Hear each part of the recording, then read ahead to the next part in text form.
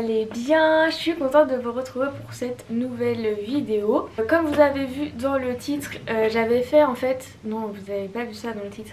J'avais fait une FAQ sur Instagram, un peu sur tout et n'importe quoi. Enfin, vous pouvez me poser les questions que vous vouliez, mais il y a quand même... 3-4 thèmes qui sont beaucoup revenus. J'ai décidé de faire cette petite vidéo pour répondre à vos questions tout simplement. Au début je voulais faire un chit chat make-up ou un mukbang ou je sais pas quoi, ou faire un gâteau ou patati patata en même temps que cette vidéo. Et en fait je me suis rendu compte que j'étais trop nulle pour faire deux choses à la fois.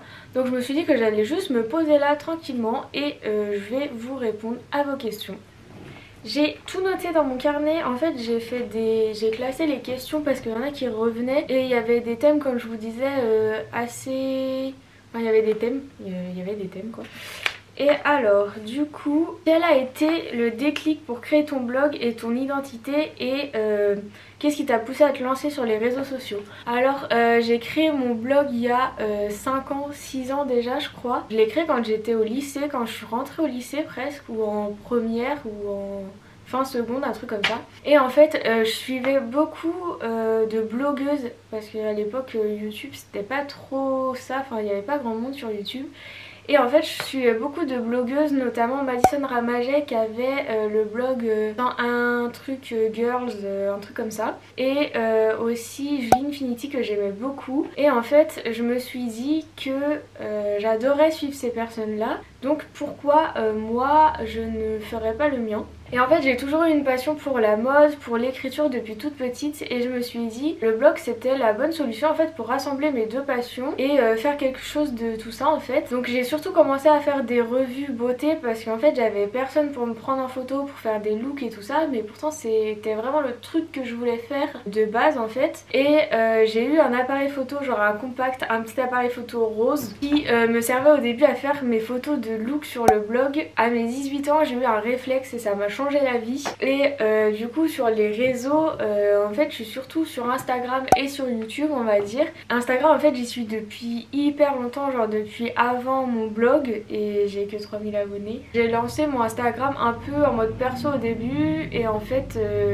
ça a été plus pour une continuité de mon blog et de YouTube. Ça reste quand même le réseau où je suis la plus active parce que ça me permet en fait de partager tous les jours sur les stories, en post et tout ça. Et sur YouTube, je pense que je me suis mis vraiment il y a 1 an et demi on va dire. On va dire qu'il y a certains sujets où j'étais assez limitée sur le blog en fait, où ça me faisait faire des articles où j'ai passé 6-7 heures de rédaction pour dire ce que j'avais à dire. Parce qu'en fait tout simplement le format ne correspondait pas, donc je me suis tournée sur YouTube. Et j'aime bien parler toute seule, donc je trouve que c'est un format qui me plaît bien, il y a plein de choses à faire et j'espère que je vais réussir à faire toutes les vidéos que je veux cette année. Ensuite, est-ce que quel était le déclic pour ton blog? Et du coup il y avait une autre question qui en découlait, c'était est-ce que cela t'a servi dans ta carrière professionnelle? Donc oui, complètement, en fait ça aide beaucoup et ça va me permettre de passer au thème suivant, donc mon travail. En fait j'ai eu beaucoup de questions sur quel autre ton métier, tu fais quoi dans la vie, tu travailles dans quoi? Et en fait justement mon blog m'a beaucoup aidé dans ma vie professionnelle puisque je suis chargée de web marketing dans une agence de communication. Donc en fait j'ai fait, du coup ça va répondre à l'autre question, t'as fait quoi comme étude? Donc j'ai fait un bac littéraire, un BTS communication et une licence e-commerce et marketing numérique. Et justement pour cette licence là je l'ai fait en alternance parce que en fait c'est pas que j'aime pas les cours, mais je suis pas du tout une personne scolaire. En fait j'aime pas apprendre des choses par cœur, les réciter, genre je comprends pas ce système là. Donc il me fallait une alternance. J'ai pu mettre mon blog, ma chaîne YouTube et tout ça en avant dans mon CV et ça m'a vraiment permis en fait d'avoir une alternance beaucoup plus facilement. Quand je voyais tout le monde galérer et envoyer des centaines de mails, moi j'en avais envoyé 2, j'avais déjà un entretien et mon contrat d'alternance était signé.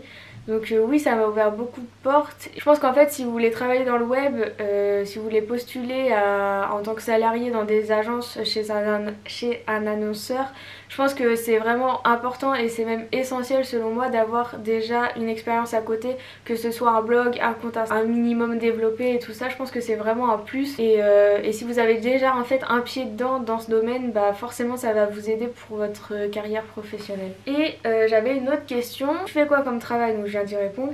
Et si Meet Me at the Corner marche bien, tu comptes l'arrêter? Du coup, pour vous remettre un peu dans l'histoire, le truc, le micmac machin, Meet Me at the Corner, c'est la friperie en ligne que je viens d'ouvrir il y a 1 ou 2 mois et ce qui va me permettre de passer au thème suivant. Mais oui, je suis trop bien organisée. Mais oui. Et je sais que vous en doutez. Et je sais que vous vous en doutiez. Hein? Non. En fait, je sais pas parler. Je sais pas pourquoi je cherche à faire des tournures de phrases compliquées parce que je sais pas en fait. Je sais pas parler. Moi, je sais écrire, mais je sais pas parler. Bref. Du coup, si Meet Me at the Corner fonctionne bien, oui, j'aimerais en faire mon travail principal. Enfin, franchement, je pense que ça serait le goal de ma vie. Et d'ailleurs, c'est le goal de mon année 2021.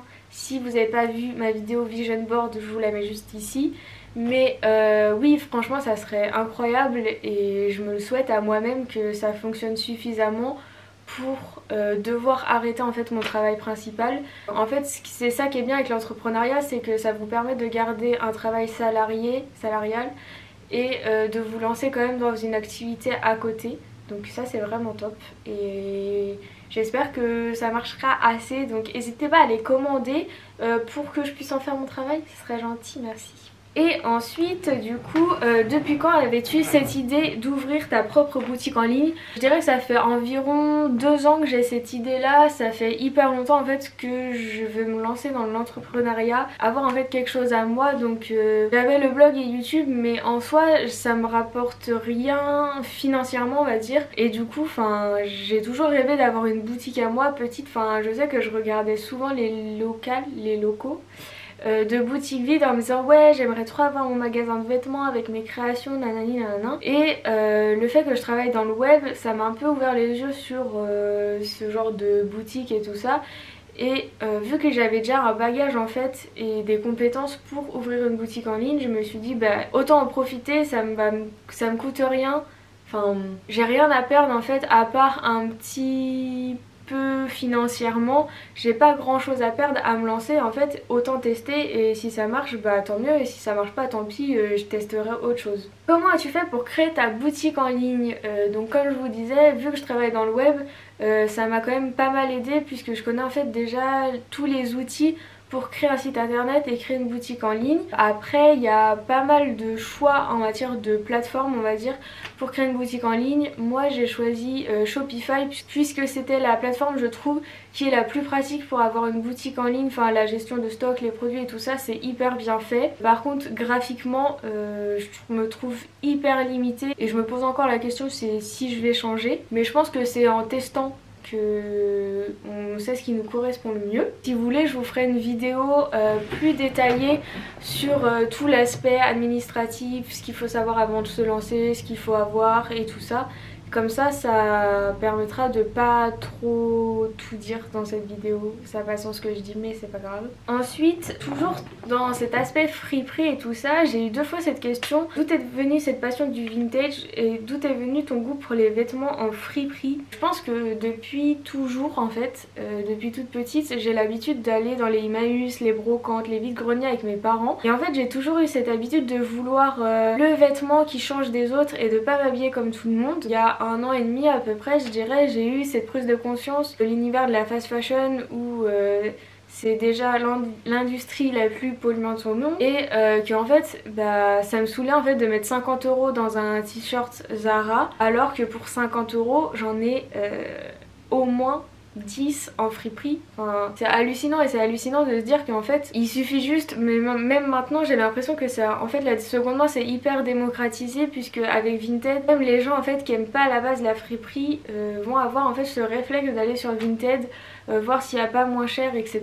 Et clairement il y a des pépites sur Vinted et il y a des pépites en friperie, en brocante et tout ça et moi franchement je suis trop contente d'avoir changé un peu mon mode de consommation. J'achète presque plus de fast fashion, vraiment c'est rare. Je vais plus sur des marques genre Uniqlo, des choses comme ça, et c'est vraiment ça reste le seul magasin en fait où j'achète du neuf. J'ai toujours ma collab avec Shein où je reçois des vêtements, mais sinon je dépense plus d'argent dans la fast fashion, ou alors vraiment quand j'ai besoin de quelque chose, mais j'ai toujours ce réflexe en fait d'aller soit en friperie, d'aller chercher sur Vinted, et vraiment la friperie c'est top. Enfin, en fait je comprends pas encore ces personnes qui disent ouais moi je peux pas acheter en friperie, c'est ça, nanani nanana, mais en fait on a inventé un truc extraordinaire, ça s'appelle la machine à laver, et en fait vous pouvez laver les vêtements, donc non c'est pas ça, non la friperie c'est pas dégueulasse. Et en fait, bah écoutez, tant pis pour vous si vous vous rendez pas compte que acheter des vêtements chez Zara, bah c'est pas le top du top, parce que du coup ça exploite des gens. Vu les prix, enfin je trouve ça affolant en fait de payer si cher des vêtements mais de si mauvaise qualité. Et je pense que je l'ai déjà dit dans une vidéo, mais la dernière fois que j'ai acheté chez Zara c'était il y a un moment déjà, et je voulais en fait une tenue pour un événement particulier, j'avais pas le temps de chercher un friperie ou quoi que ce soit, et en fait j'ai voulu acheter une robe et il y en avait qu'une seule dans tout le rayon où il restait encore toute la boutonnière en fait, et je trouve ça hallucinant de mettre 40 € dans une robe où t'es même pas sûr d'avoir un bouton qui tient en fait, donc bref, je comprends pas. Après je suis absolument pas la meilleure pour faire des conseils écologiques, parce que je sais que j'ai encore plein de choses à améliorer, et c'est ok si vous achetez toujours de la fast fashion, je pense qu'il faut juste être conscient en fait de ce que ça peut impliquer derrière. Ensuite, tes tips pour débuter une chaîne sur YouTube. Je pense que je suis pas la meilleure placée pour donner des conseils, parce que j'ai pas beaucoup d'abonnés, j'ai pas beaucoup de vues, tout ça. Mais en fait, justement, je pense qu'il faut pas que ça vous freine. Faut pas se dire oh ma vidéo elle a flop, oh j'avais pas d'abonnés et tout, parce qu'en fait souvent il suffit d'une seule vidéo pour se faire connaître, et voilà. Je pense qu'en fait faut pas, pour se lancer sur YouTube, faut pas se soucier du regard des autres, déjà je pense que c'est la clé. Si vous vous dites ouais machin il va voir mes vidéos, il va se moquer de moi, non déjà là vous allez jamais y arriver. Et en fait faut juste faire ce que vous aimez. Si tu poses ta caméra, que t'es content de parler à ta caméra, que t'as un truc à partager et tout, mais juste vas-y fais-le en fait. Moi je me pose c'est pas que je me pose rarement des questions, mais en fait c'est que je trouve tout de suite les réponses à mes questions. C'est que bah si j'ai envie de faire un truc, bah je le fais et voilà. As-tu déjà eu des gens de lycée, de la fac etc qui sont revenus à cause de tes projets? Je pense pas vraiment, genre j'ai jamais eu quelqu'un qui est venu gratter ou un truc comme ça. Après moi ce qui me fait rire c'est de voir les gens qui se foutaient de ma gueule au lycée et qui utilisent mes codes promo, commandent les mêmes choses que j'ai portées sur Instagram. Ne vous inquiétez pas, je vous vois. Si après forcément y a des gens en voyant que j'ouvre ma friperie qui me disent ah c'est trop cool nanani nanana, alors que bah écoute tu m'as jamais parlé en 2 ans de cours avec moi, donc pourquoi?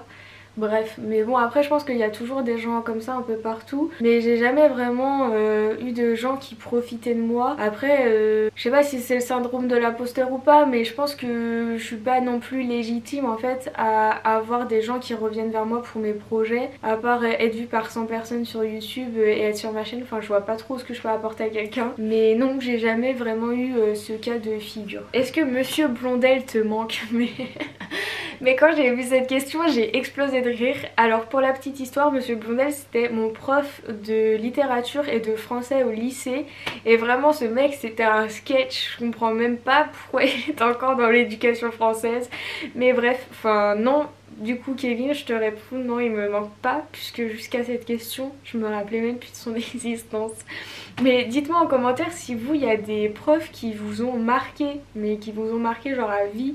Mais moi genre franchement à mon lycée on avait des profs mais je sais même pas pourquoi ils étaient profs quoi. Quelles sont les choses qui t'aident à trouver l'inspiration, et du coup quels sont tes comptes les plus inspirants? Je pense que ce qui m'aide à trouver l'inspiration c'est surtout les réseaux sociaux et surtout Pinterest et Instagram. Je pense que c'est les deux réseaux sociaux qui sont vraiment tournés inspiration, partage, partage d'idées etc. Je sais pour tout ce qui est déco j'adore Pinterest, enfin c'est trop inspirant. Pour Instagram pareil, et je pense que ces deux réseaux sociaux là ils m'aident vraiment à trouver des nouvelles idées, à m'aider à trouver des associations de tenues, des choses comme ça. Et je m'inspire aussi beaucoup de ce que je vois dehors, ce que je vois dans la rue, ce que je vois dans les magasins etc.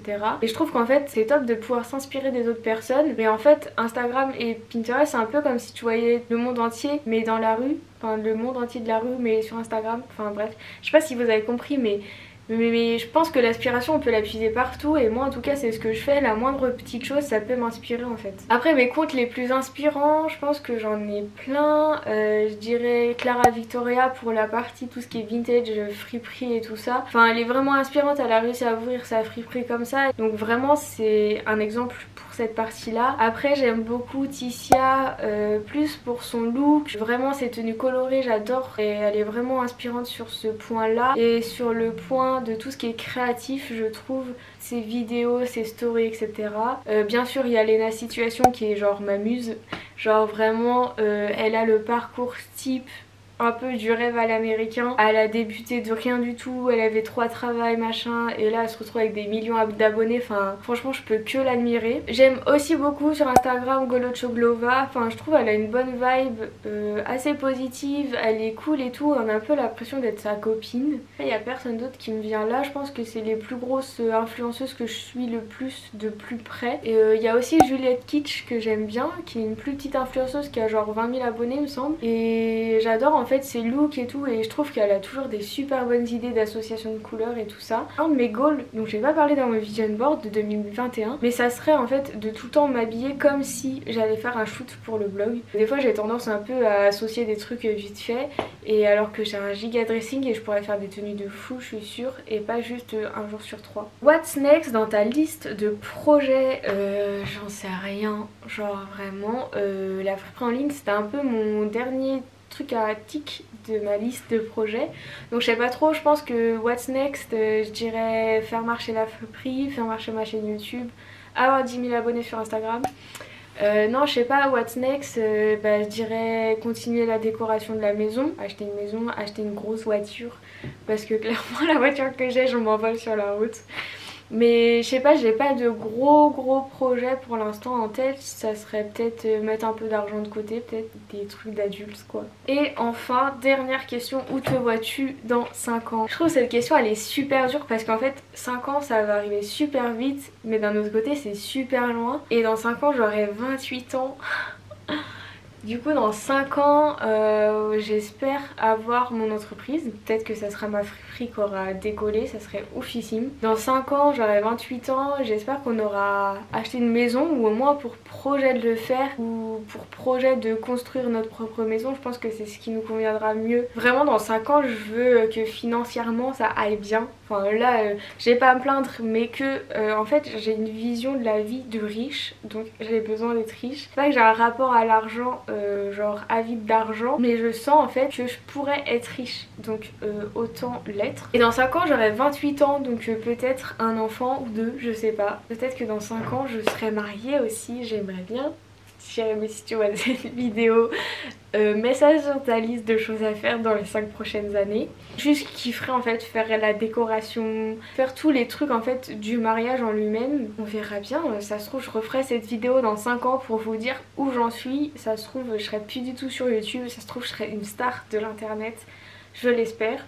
Bref, j'espère que toutes ces petites questions ça vous a intéressé. Je vous ferai certainement une vidéo sur la création d'entreprise et tout ça parce que je pense qu'il y a plein de trucs à savoir et il y a plein de trucs que j'aurais aimé savoir avant de me lancer. Donc si vous avez des questions, n'hésitez pas en commentaire, j'y répondrai dans une prochaine vidéo. Et voilà, j'espère que ma vie était suffisamment intéressante. Si vous êtes arrivé jusqu'ici ça veut dire que oui, donc merci. N'hésitez pas à laisser un pouce bleu, à vous abonner parce que j'ai plein de vidéos à tourner là, ça arrive très vite. Je vous souhaite une bonne journée, une bonne matinée, une bonne soirée selon quand vous regardez cette vidéo. Bisous bisous bisous bisous.